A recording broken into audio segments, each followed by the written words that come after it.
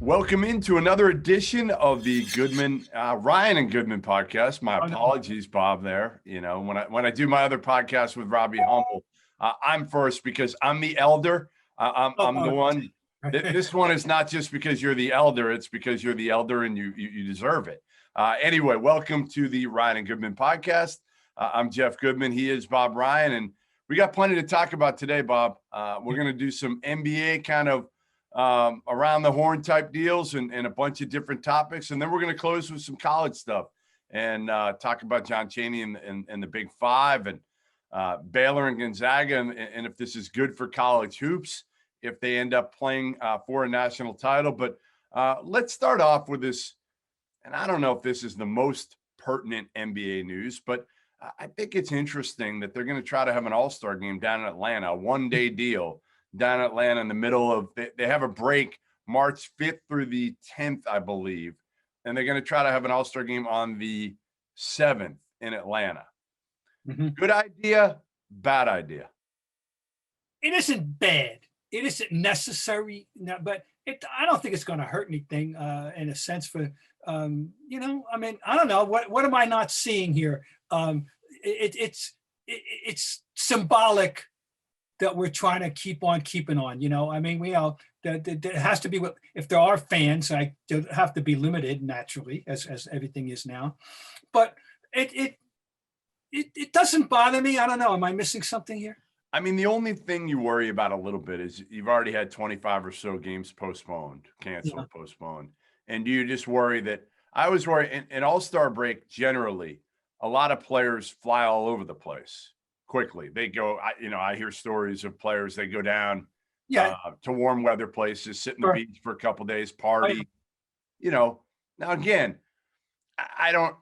listen. They can go anywhere, anyway. Like whether they're going to the All-Star game or they're going home with their families, they could be at risk wherever they go. So I'm with you. I say do it. Just be smart about it, and hopefully nobody has COVID among the All-Star players, because if it spreads around all those dudes, we're going to have one sad NBA coming out of the break. I got to tell you a story.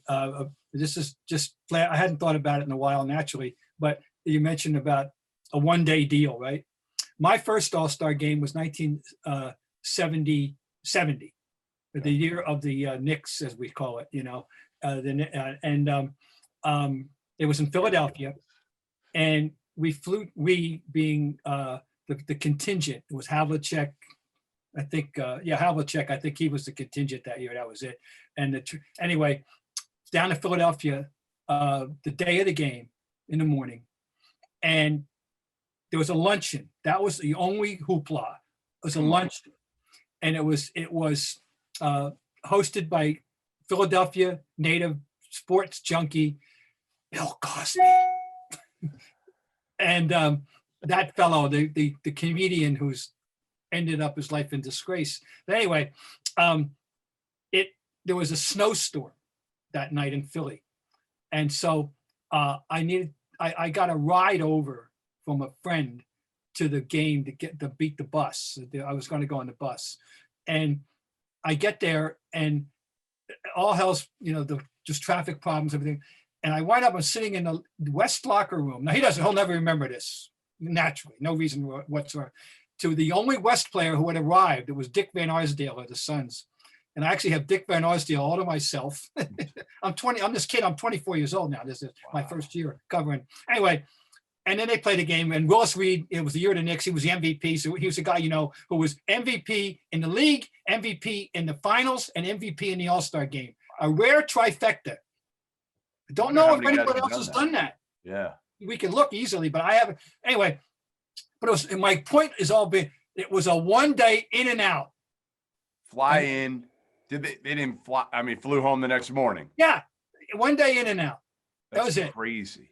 That's the way the world was. That's the world I walked into. That's the NBA that I walked into. 50 years ago.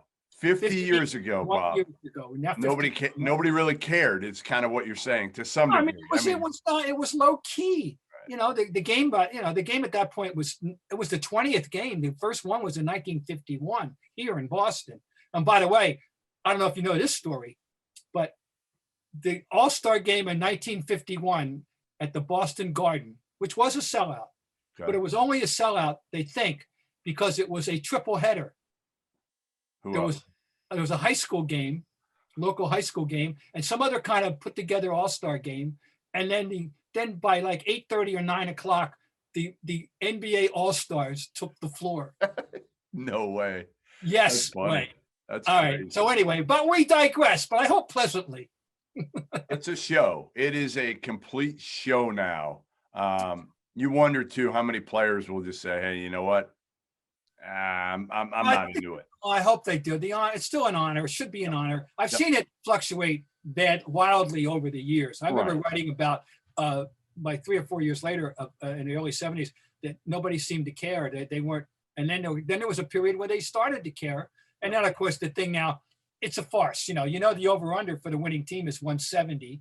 And it's a dunkarama, and it's not remotely basketball, and it's a waste of time in that regard. Frankly. Oh, I don't even know what the best part is. I mean, even the slam dunk's interesting. Our boy Pat Connaughton was in it last year. Well, yeah, that's overshadowed. That all those stuffs are more important than the game. Right. No, the game is a joke. I mean, I went to the All-Star game a couple of years ago in New Orleans for ESPN, and I didn't even stay for the game. There was absolutely no reason to stay. It's sad because it could be good if they tried to make it good. Actually, last year we have to back up. They went for that scoring system thing. Yeah. What do you call it? And it worked. Yeah, the thing with Jonathan Mugar's. It did create interest, and it did seem to work, and keep it Elam ending. Yeah, I'm more interested, Yeah. But I've seen back in the 80s and 90s, honest to God, I saw some really wonderful games, where they really tried and overtime and guys putting out and people caring. Well, Bob, why would the All-Star game be any different than regular season? The Nets beat the Clippers last night, 124-120. No scoring. No, that's like a walk it up, squeeze the life out of it. I mean, the Nets, how many 140s have they been involved in since they put the trio together? It's amazing. I think, and at least two, in which both teams scored 140. All right, let's talk about them. The lab experiment known as the Brooklyn Nets. I don't know. Again, I feel like on a given night, you watch them and you're like, okay, I see it. I see that they could fight the Lakers. And then most nights you're like, there's just no way. There's just no way they can't guard anybody.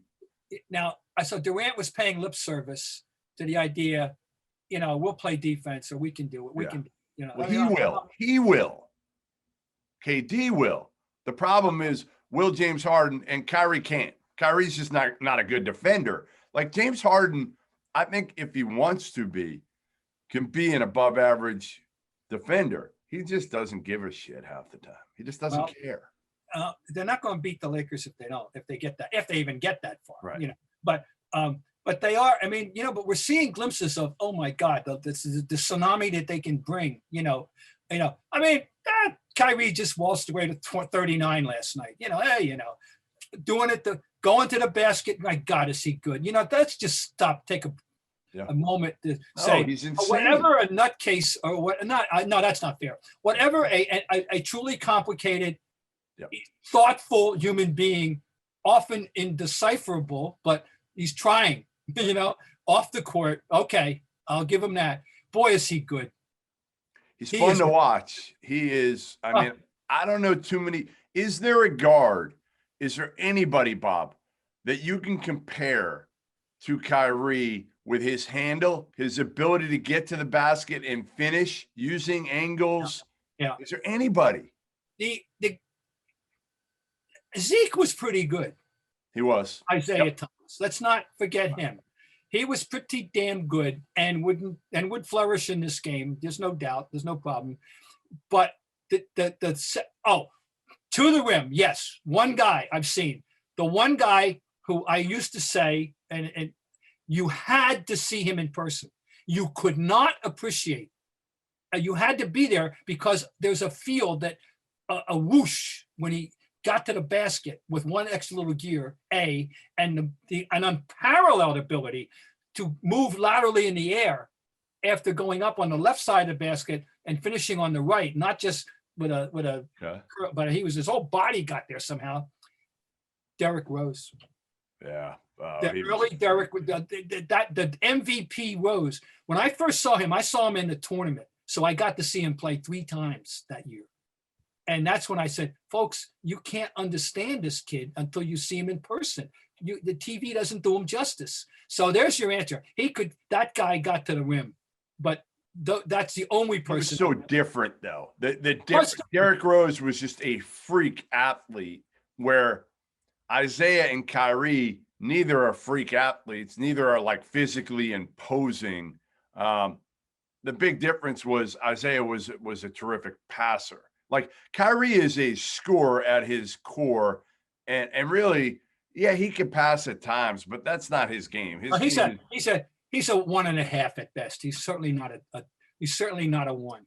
He's a 1.5 at best, or a 1 3/4, or a 1 9/10. You know, is Kyrie though and Isaiah, are they a good comparison, because they're both complicated individuals as well, Bob? Oh, I've had my personal circumstances with Isaiah Thomas, so yeah, I'm sure. You know, and it was very pleasant, but as it turned out, it's in the aftermath of the Dennis Rodman, Cullen Larry, it just, you know. Yeah. Overrated and the whole thing, and Zeke chimed in and all that, and then there was an aftermath of that, and I had ripped him in the tournament. And anyway, long story, some other day.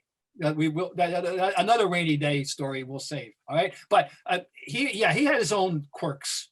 How about that?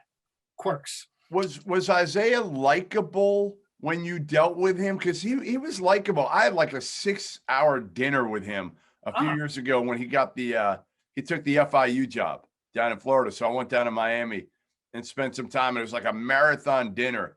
And I found him to be super engaging. I have dined with him. I've broken bread in the morning with him at his request. But to settle an issue, which you gotta like to start with, right? You know, it's one of those things that, you know, that you just don't forget. There's a somewhat of a parallel there, but I think Kyrie's in another realm entirely. Another realm. In terms of off the court. What's going on? Yes. You know, here up in Don La Cabeza. Yep. There's something going. Don La Tête. There are few I've ever encountered that are more mystifying than that fellow. So I'm watching the Celtics Golden State game last night, and watching Steph, and he's incredible. I mean, just the things he does. You know, it's sad because last year he was hurt, and when he wasn't, they weren't any good. This year they're like kind of mediocre without Clay. Draymond's just, you know, Draymond was perfect when you surrounded him with KD, Steph, and Clay, because honestly, all he was doing was shooting uncontested threes. Nobody's paying attention. Now they're paying attention. Andrew Wiggins is kind of their second guy. Yeah. I feel bad for not only Steph, but for the NBA that Clay went down. I obviously feel bad for Clay. Oh, yeah. Because I really think if you put Clay on this team, wouldn't they be the Lakers' biggest worry? I think so. Is that fair? I think so. I do. I think, and also, you know, I mean, I've lost track. I didn't watch. Okay, I'll be honest. I watched Baylor and Texas and enjoyed it, and then I had to get up too early, so I didn't push myself, and I just felt, you know. Anyway, I didn't watch. And so I don't know how it went. I mean, Celtics won. Celtics won. I know, and they got good nights from Tatum and Brown. Yep. Another struggle night from Walker. We'll talk about that. We'll have to talk about him a little bit. So anyway, I was going to say, Steph Curry. Yeah, people shouldn't forget how good. Now, the only thing I'll say is this: he's had moments of glory, and they've been to the mountaintop, and they were a team, you know, for the ages. And he'll always. That's never going to be forgotten. He'll have that. It's not as if his career is unfulfilled, but he still has a lot to offer. What is he, 31? Yeah, probably. I mean, 31 or 2. He's got a lot to offer. I mean, he had another 30, whatever the hell, last night, you know, and I think he's the greatest shooter who's ever lived. There's nobody that's been able to get a shot off with reliable consistency from the distances that he does, you know, and he goes to the hoop. It looks so nice and he had a play last night. Easy. He makes it look so good. Oh, he's a wonderful player. And he's an elite passer when he wants to be. Yep. Like, that's the one thing about Steph. Like last night, here was his line last night, Bob. 38 points, 7 of 14 from 3, 7 of 7 from the line, 11 rebounds, 8 assists, 3 turnovers. 11 rebounds. Yeah. I mean, come on. Like, this guy he's just so much fun to watch. And again, I just feel like, man, wouldn't you rather watch a Golden State Lakers Western Conference Finals if it's Steph, Clay, Draymond, and Wiggins is your number 4 guy? Yeah. I mean, maybe they'd have a chance. I don't know. Maybe I'm giving them too much credit here, but the window's closing, and I wonder just how much longer, even if Clay comes back next year, they got to add another piece. Like James Wiseman, he's hurt right now. He didn't play last night. He's played well.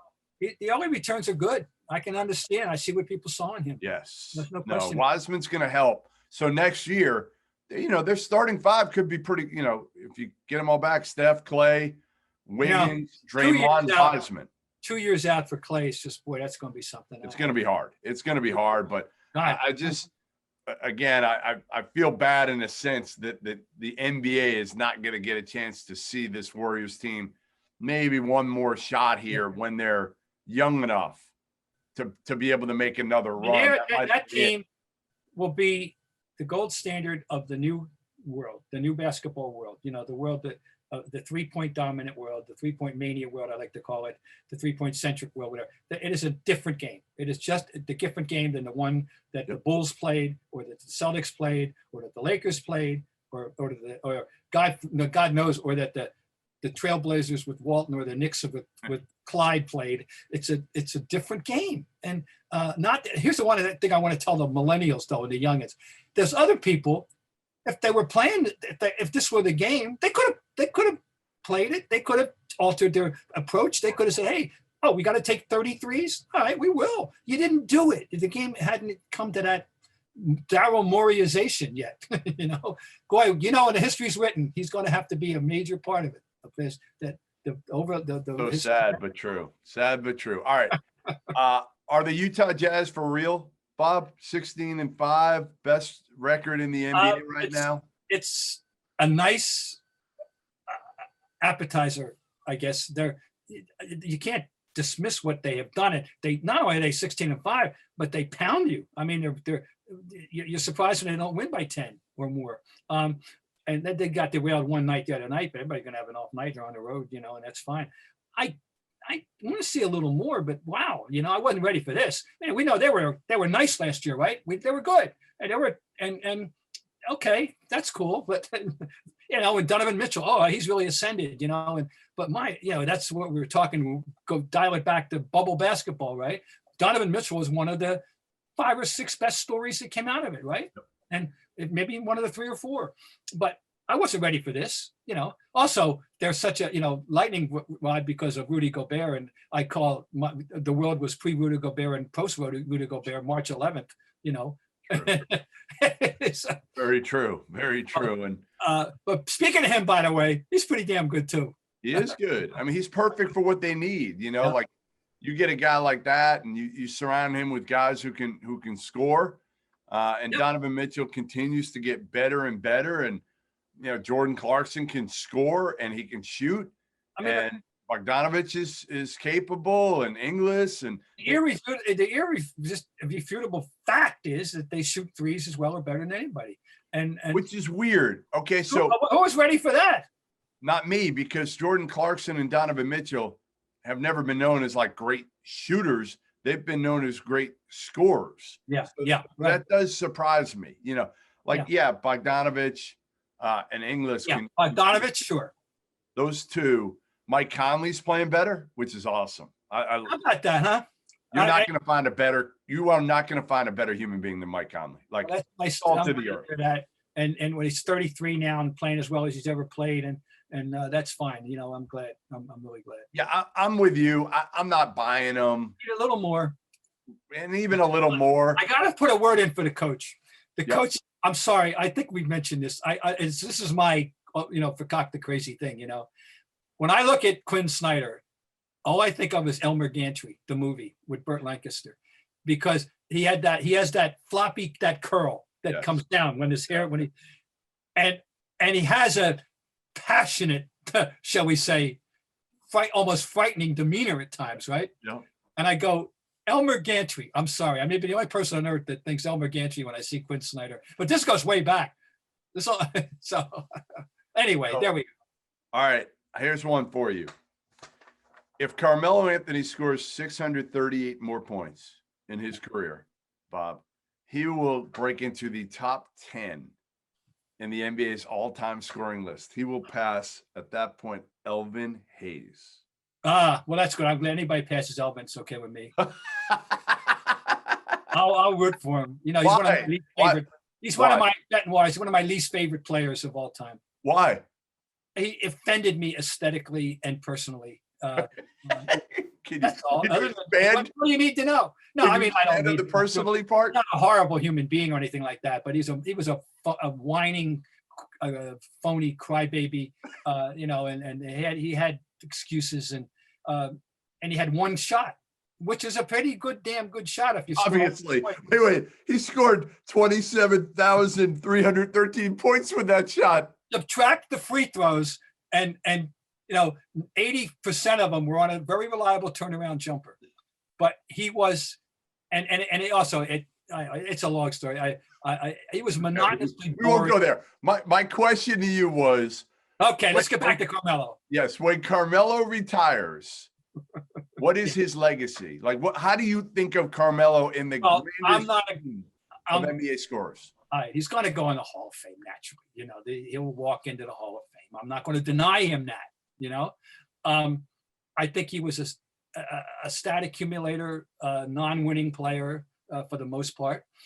And I don't know if that's ever changed. Maybe he's seen the religion now at age 38 or whatever the hell, giving this one last shot. I didn't expect him to be as productive as he has been with Portland, frankly. But I was no fan of his when he was with the Knicks. But you know, the numbers would go up, and they had 1 year they won 54. You know, I know that, and with Mike Woodson, I believe, was the coach, but I won't be at the testimonial, and if I'm ever so fortunate as to be back on the committee, I have been, you know, which I doubt I will be. I would vote for him, but you know, but I won't be at the test. He doesn't, you know. I mean, I'm speaking as a fan now. I'm not speaking as a so-called, you know, he doesn't interest me, but not. It's a Syracuse. I was there tonight. They won. I was there, you know. And when Hakeem blocked the shot, it was right in front of me. I bet if you see a picture taken from the other side of the court, you'll see I'm in the background. I'm right there. He blocked that shot right in front of me, and that was wonderful. And I'll give him. Hey, by the way, and he's certainly been done right by his. Does he ever graduated? I have no idea. I won't say alma mater, but his school of choice, he's given back a lot of money. Yep. He's been very generous to his school, and I salute him for that. So Carmelo's still got a pass. I'll give you the Big O is 12th. Hakeem is 11th. Elvin Hayes is 10th. Moses Malone is 9th, and I hope you know where I'm going with this. Moses Malone, one of his records fell last night. Tell me. Fred VanVleet scored 54 points, which eclipsed, obviously very different, but he eclipsed Moses Malone's 53 as the undrafted player with the most points. But his undrafted, Moses is an asterisk. He was right, obviously. He wasn't undrafted, you know. Yes, I laughed when I saw that. Different category. Somebody actually wrote that or printed that or claimed that? Yes. Jeez, you know, sometimes this people can embarrass us in this profession. I'm sorry. Ridiculous. That's ridiculous. See what people, if you're not wondering, Moses Malone was undrafted because he signed out of high school with the ABA. Exactly. He would have been the first draft pick in the NBA, for God's sake, probably. Fred VanVleet was undrafted because he's legitimately undrafted. Right. Yes. Amazing story. You know, I wish I had bought that stock. I wish I had bought that stock, Jeff, because I did love him in college. I loved him too, but I didn't even know if he'd make it in the NBA. And most people didn't. Listen, like 5 years ago, he was on a G League team with Pascal Siakam. And I only know this because they were coached by Jerry Stackhouse, who is doing an atrocious job right now at Vanderbilt. And probably should be gone after this year. He's been awful. But Jerry Stackhouse won a G League title with Fred VanVleet and Pascal Siakam. How about that? Oh, wow. Good stuff. Love it. Yeah. Well, So, no, he's a wonderful story. And VanVleet, 17 of 23 from the field, 11 of 14 from the three, 9 of 9 from the line, 54 points, which is a franchise record for the Toronto Raptors, and it couldn't happen to a better guy because of everything.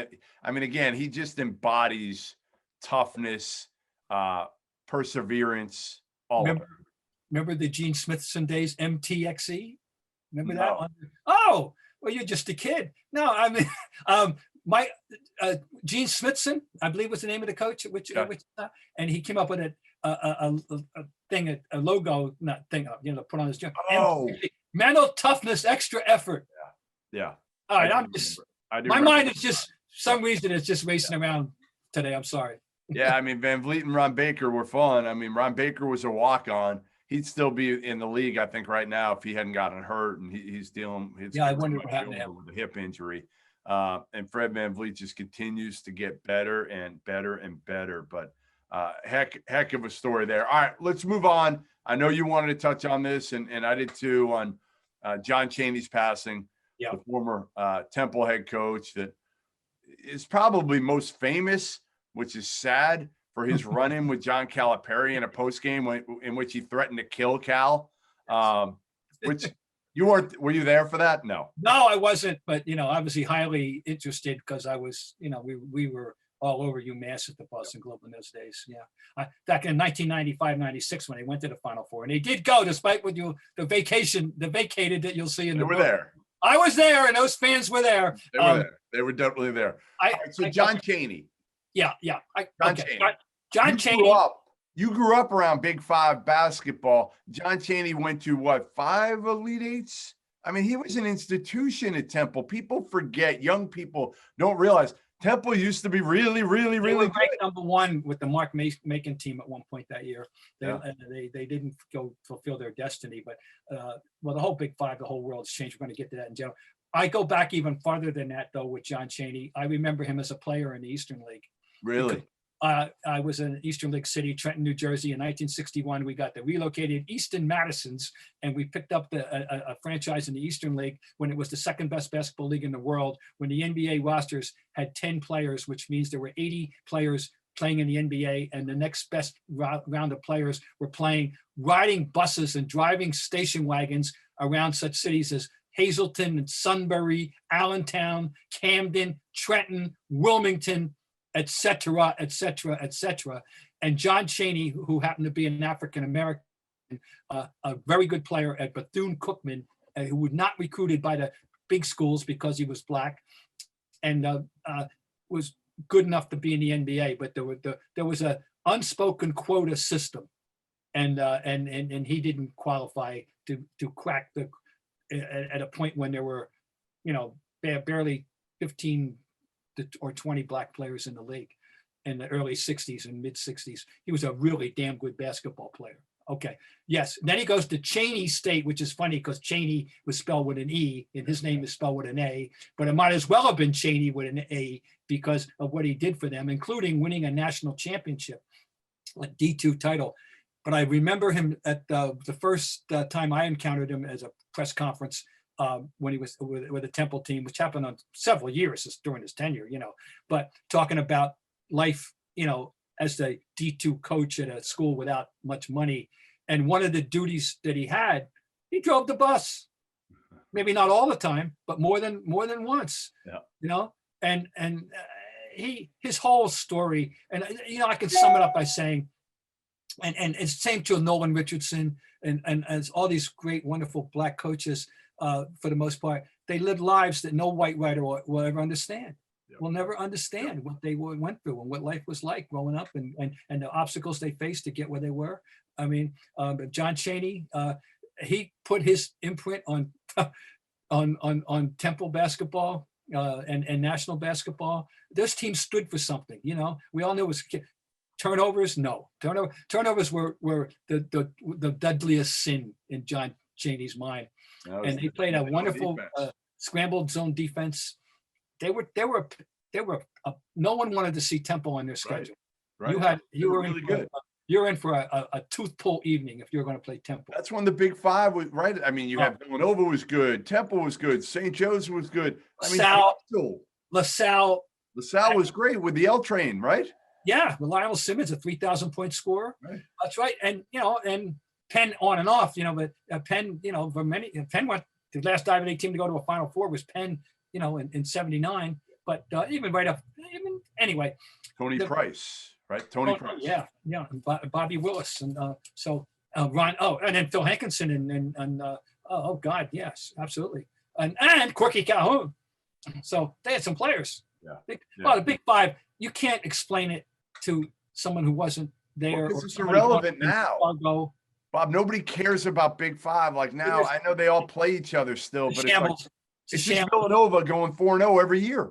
It's a shambles. It's not what it was at all. Should it be gone? Like, should they do away with the Big Five at this point? Because it is just all about Villanova just dominating right now. Well, the idea would be the better idea would be the others to build up, which is going to bring us to their arch rival and the plight there. And maybe nobody, but let's just talk about Villanova's arch rival is St. Joe's within the Big Five, and for decades it was a wonderful battle and it was a fair battle.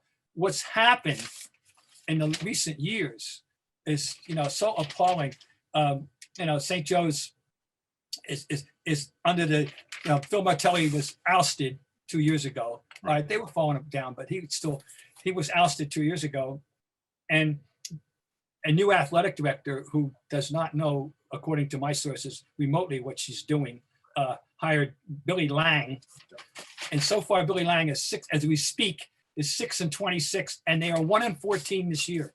It is appalling. They've been without their best player Ryan Daly for a lot of it. This is a school with rich basketball tradition. Yeah. And of course it hurts me a lot because I grew up as a Big Five person, was going back to 1952. But and then meanwhile, though, the flip side, I'm just going to give you, I know but the scope of it cannot be exaggerated. We know they're ranked number 3 at the moment, the Wildcats, right? Here's their last 8 years. You ready? Go ahead. 29-5, 33-3, 35-5, 32-4, 36-4, 26-10. Oh my God. How'd that happen? 24-7, and right now they're 11-1.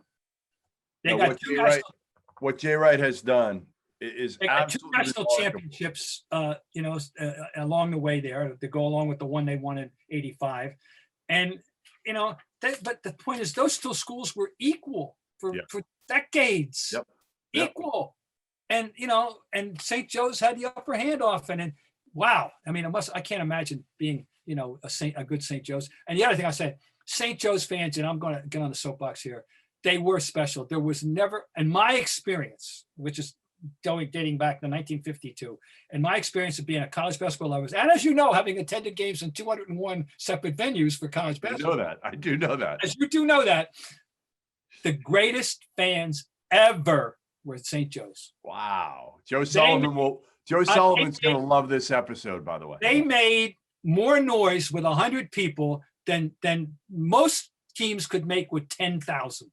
They were the St. Joe's fans of the 50s with Dr. Jack and the 60s and the 70s and 80s, the greatest collection of zealot, and of course, with the best mascot in all of college sports, the St. Joe Hawk, which is a scholarship position, I believe, once you get it.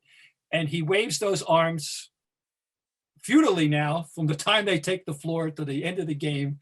But it is the coolest thing. God loves St. Joseph's, a school, little school up on the hill, and they deserve better than what they got right now. All right, I'm off the soapbox. All right, well, another little school is doing fairly well for itself out in Spokane, Washington. Oh, yeah. Right? I don't think we have to feel bad for Gonzaga, Mark Few, or their fans. Every single year Mark Few has been the head coach at Gonzaga, they have made the NCAA tournament. It started with Dan Munson. Yep. Maybe I'll try to pull Few on this pod. Maybe I'll see if he can come. If he can. I'd love to talk to him. Dan Monson. But just by the way, that year in '99, they came winning whisper going to the Final Four. That's who UConn beat Yes. to get to No, the Final Four en route to winning Calhoun's first championship. People forget. So, Johnson, however, he didn't. He did the typical thing that any 99.9% of coaches would have done. Yep. The boat pulled it back into the dock, and he got on and said, "Okay, Gonzaga's nice, but I'm not going to do. I've reached my limit here, right? So out of here goes to Minnesota, and I guess he's at Long Beach now. Yeah. He's been wandering in the basketball desert for the last 20 years, while his assistant has built Gonzaga into a monstrous annual power." Listen, if we can't get Mark Few, maybe we'll get Dan Munson on next week. Hilarious. He will tell some unbelievable stories of how Gonzaga started. So we'll try to figure it out. I'm gonna mark that down for next week to see. But if we get the game, I know you want, and I know I want. Yeah. If we get the championship game, that maybe not the networks, right? No, they don't want it. CBS doesn't want it. Dude. I'm sure. Turner does not but want it. If you're a pure basketball fan and don't give a damn about what's on the front of the jersey, right? You want Baylor and Gonzaga if you're watching them play this year. That's 100%. What you want. And there's going to be a coach who resurrected a dead program, dead in Waco, Texas, left in tatters with shame and horror against a guy who's built a nice little school in Spokane into an annual power. Wow, that's just to step back. And somebody never told you in 1990 or 2000 that there'd be an NBA championship game, Gonzaga and Baylor. Now we may not get that game, a lot of, but right now those are the two best teams. Draw a line right now. Listen, for a writer, it's a dream. Oh. It's a dream for us, right? Like, and for basketball purists, it's a dream because you see these two underdog stories, and they're the two favorites right now. While, oh, by the way, we've got Kentucky, Duke, and Michigan State. All, if the season ended today, Bob, they're all in the NIT. All of them. What I got to ask you this: what did you make of the Coach K contretemps with the student reporter? I just thought it was condescending. That was my problem. I just think he's condescending too much. And he's arguably the greatest coach in college basketball history. I might put John Wooden above him, but whatever. You can make a case for both, no doubt. I just thought he handled it in a way that he didn't have to. And ultimately, if he's winning and they're number one in the country, is he doing that? Is John Calipari throwing his freshmen under the bus early on in the season? No, I mean, and listen, in their defense, there's a lot of other stuff going on right now too, with COVID and everybody's got. Well, this latest pronouncement, it was.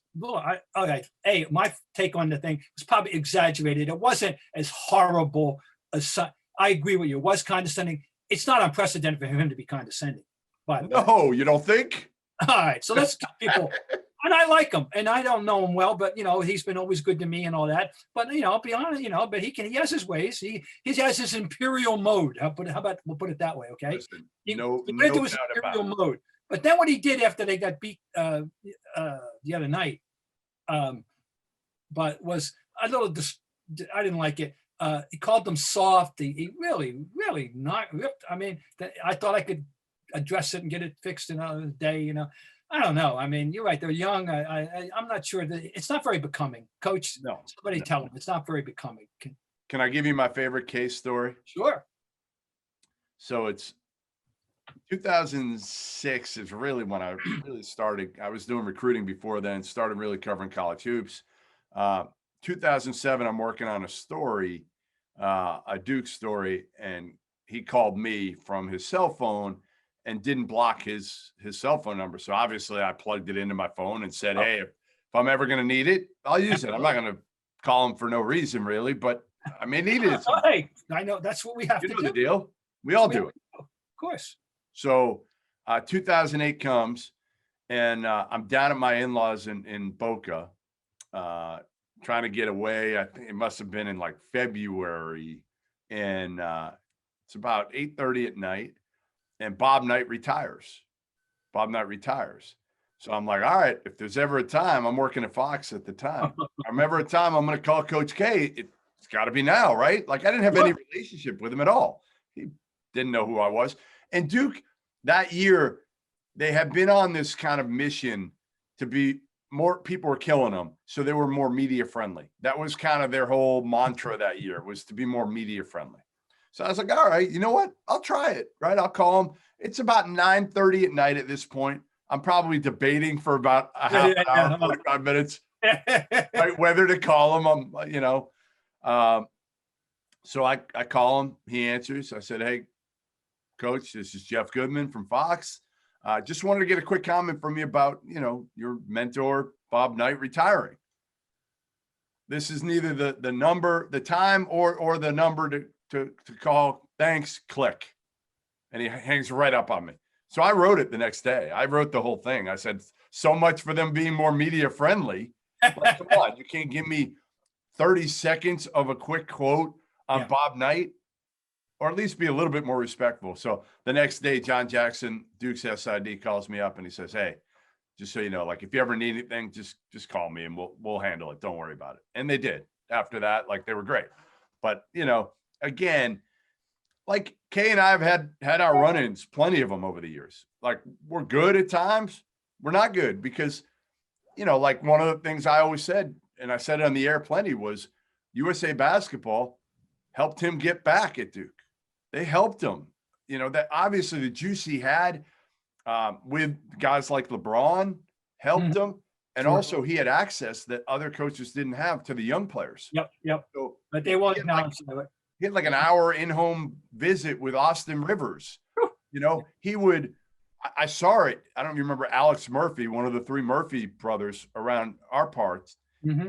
He showed up. They were playing AAU basketball. They were recruiting Alex, who eventually went to Duke and then transferred, brought him over and introduced him to Kevin Durant at the national team. So, like, there were advantages. He was able to Jahlil Okafor, Justice Winslow, and Tyus Jones. They were all in USA Basketball coming up. So there were advantages. So I said it on the air multiple times, and he took umbrage with it one year and came up to me in Vegas at an AAU event. And I just said, listen, Mike, like, it's true.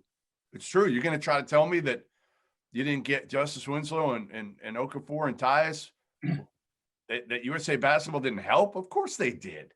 And you earned it. And that's what I told them in the conversation. I said, you earned USA Basketball. Every other coach would probably have done the same thing. Just buy into it. Like, don't try to bullshit people. You earned it. Absolutely. That's what can I say? I was going to say something about that, but there's no doubt that. Are you? Oh, I know what I was going to say. Let me say this. Go. I can't think of, we've all gone, of anyone else in the history in the last 50 years of all basketball who was more perfectly suited to be that Olympic coach and bridge the gap between, jumping from college and relating to the pros than Mike Krzyzewski. He was a dream candidate for us. And we needed it, and people, I was front and center at the demise, at the low point of international basketball in the United States of America in the 20th century, losing to such teams as, ultimately losing to Greece in Tokyo in 2006. We lost to Greece, fair and square. We were pick and rolled to death by Shortenitis, the baby Shaq. Yes. And anyway, that was his first year taking over, and he knew what the task was at that point. And you saw what happened. We were getting the gold back in 08 and 12. But anyway, nobody. Are you excited? Hey, Bob, are you excited for the big Carolina Duke game this weekend on Saturday? I might make other plans.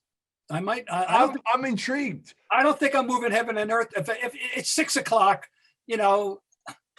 Come on, this is like a winner. It's a knockout game in a sense. Like, winners might go to the NCAA tournament. Loser might be watching the other one go while they're in the NIT. Like this one, honestly, that's a selling point. That's a selling point. I'm going to sell it to you. I'm going to sell you. You need to now. Again, does ESPN need to promote this one like they have? No. leaving out a little details in this promotion of Jay Will and Vince Carter. It's They should hilarious. put up there 1960. That's what they should put up on the promotion.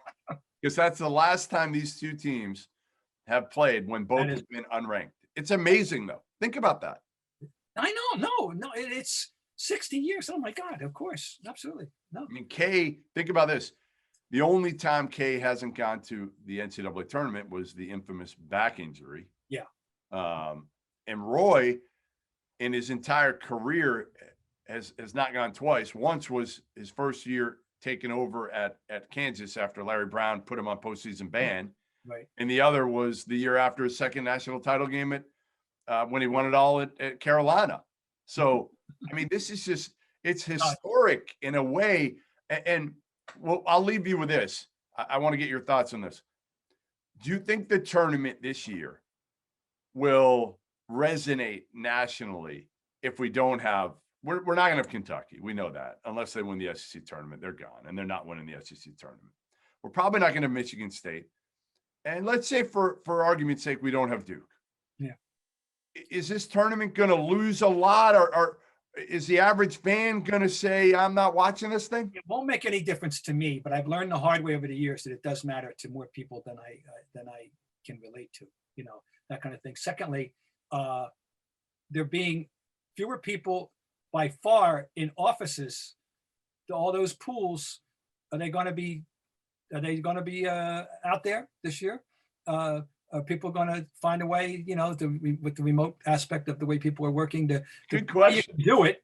You can do it, but will it still have the resonance with the feedback and the next day talk? And I don't know. I think it's going to be they need a tournament, and I'll be interested, but I don't think it'll have the resonance at all that it normally. Yeah, I kind of am with you on this.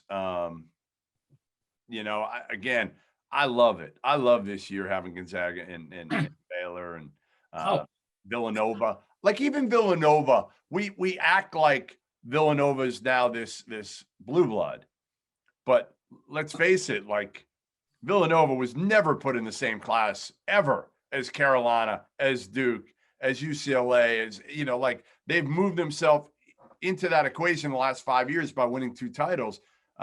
Jay Wright's done a remarkable job, but anyway. All right. Well, listen. Ryan Goodman podcast guest, Jay Ryan. Let's not forget that. That's right. Now we gotta.